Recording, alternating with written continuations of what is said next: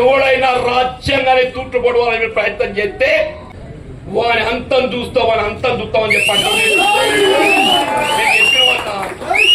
శ్రీరామచంద్ర ప్రభు ధర్మాన్ని కట్టుబడి రావణాసుడి పత్తల్లో నరిచిండు.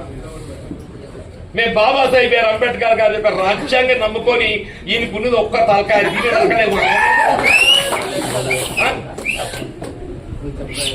శ్రీరామచంద్ర ప్రభు ఏదైతుందో ధర్మాన్ని కట్టుబడి రావణాసుడి పత్తల్లో నరికిండే.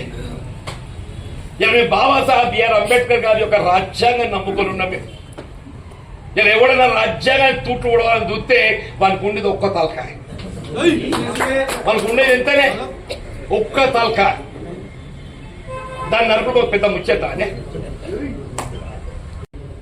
ఎవడైనా రాజ్యాంగాన్ని తూట్లు పడవాలని ప్రయత్నం చేస్తే వాని అంతం చూస్తామని చెప్పండి. శ్రీరామచంద్ర ప్రభు ధర్మాన్ని కట్టుబడి రావణాసుడి పత్తల్లో నరిచిండు. మేము బాబాసాహెబ్ గారు అంబేద్కర్ గారి యొక్క రాజ్యాంగం నమ్ముకొని ఈయనకున్నది ఒక్క తలకాయ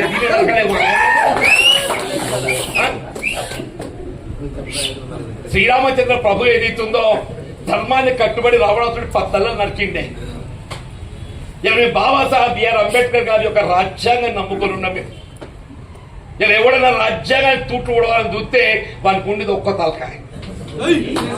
మనకు ఉండేది ఎంతనే ఒక్క తలకాయ. దాన్ని నరకుడు ఒక పెద్ద ముచ్చట.